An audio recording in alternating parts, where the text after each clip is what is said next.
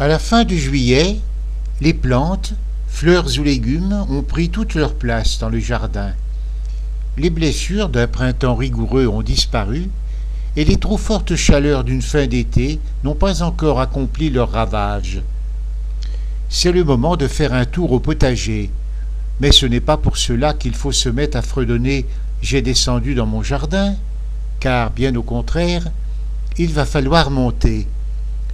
Rassurez-vous, il n'est pas question pour vous de gravir toutes les marches, mais tout simplement de regarder, sans fatigue inutile, et même sans avoir à subir l'ardeur du soleil, assez intense en ce début d'après-midi.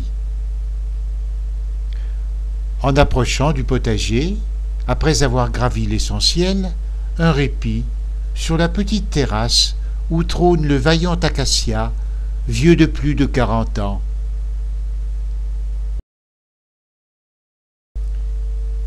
Les 4 plants de courgettes accueillant le visiteur dans le potager ne se lassent pas de faire éclore leurs grosses fleurs jaunes et semblent se faire concurrence à qui aura les plus larges feuilles et les légumes les plus imposants.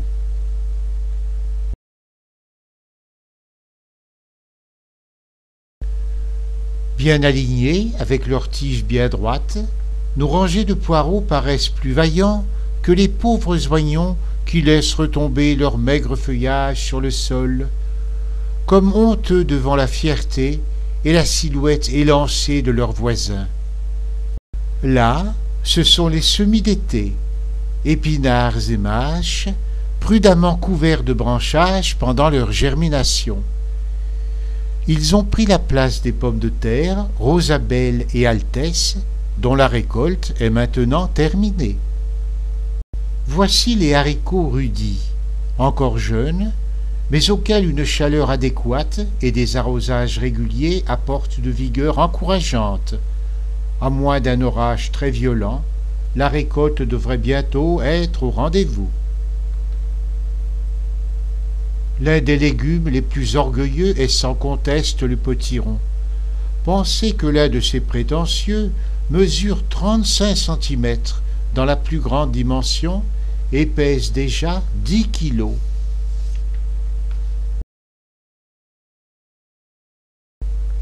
Les sucrines se prélassent au soleil, car la chaleur ne fait pas peur à ces méditerranéennes, pour peu que les jardiniers n'oublient pas tout de même de leur apporter un peu à boire. Pas d'inquiétude si ces quelques choux-fleurs semblent un peu flétris, car la fraîcheur de la nuit va les ragaillardir. Surveillant le potager du haut de son point de vue élevé, le plant de rhubarbe, après une floraison trop précoce, a quand même pris son beau feuillage, contrastant avec l'herbe déjà bien jaunie qui l'entoure. Tout le monde n'est pas amateur de carottes, malgré la bonne réputation qui leur est faite, que ce soit pour éclaircir le teint ou pour engendrer la bonne humeur. Quoi qu'il en soit, pour les amateurs de potage, quelques fans ajoutés à la préparation sont souvent conseillés. Ces haricots fournissent généreusement leurs filets sans cesse renouvelés, mais attention aux courbatures après une trop longue séance de cueillette. La reine du jardin n'est-elle pas la salade, avec ses variétés si nombreuses, hâtives ou qui se plaisent à l'approche de l'hiver? Ici, de belles salades grenobloises aux larges feuilles luisantes et multicolores. Que de soucis ont donné ces pieds de tomates au printemps.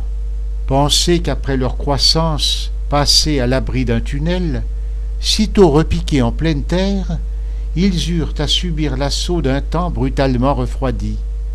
Les voilà maintenant majestueuses et garnies de fruits qui prennent déjà quelques jolies couleurs. Quant aux fraisiers, ils n'ont guère été généreux cette année. Certains d'entre eux commencent pourtant à refleurir, sans doute pour se faire pardonner leur paresse printanière. Poireaux, courgettes, oignons, salades et autres légumes.